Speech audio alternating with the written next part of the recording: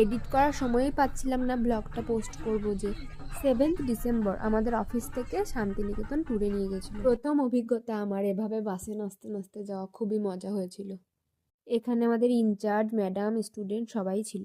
এটা হচ্ছে সোনাঝুরির বন বা জঙ্গল যেটাই হবে, আমি অত চিনি না। বেলা 12টার সময় পৌঁছে আমরা খেলাম লুচি, ঠান্ডা বরফ, তারপর আবার হাঁটা লাগালাম।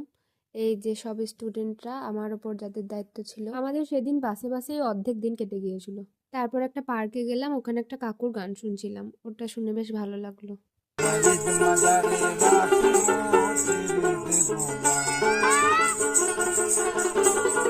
ও মা, এদিকে এসে দেখছি স্যার স্টুডেন্ট হয়ে গেছে। স্যার তার বন্ধুদের সাথে গান গাইছে বসে বসে।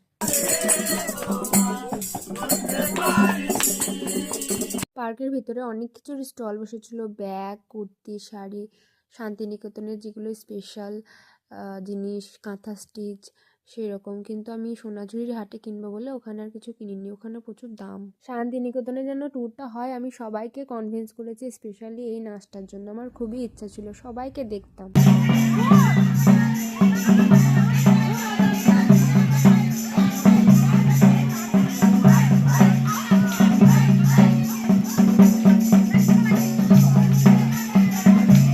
বেলা যখন 4টে বাজে তখন আমরা গেছিলাম দুপুরবেলাকার খাবার খেতে একটা রিসর্টে।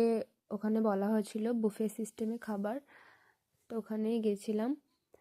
সবাই লাইন দিয়ে দাঁড়িয়ে পড়েছিল, সবারই খুব খিদে পেয়েছিল। তখন ওই লুচি খেয়ে কারোরই মন ভরেনি। তারপর ওরা যখন ফাঁকা হলো তারপর আমি খেলাম, অত ভিড়ে আমি খেতে পারতাম না। রিসর্টটাও বেশ সুন্দর ছিল, খুবই সুন্দর ছিল।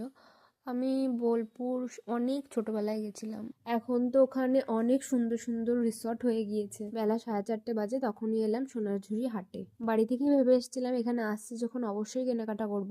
এই শাড়িটা তোমরা সবাই চিনতে পারছো।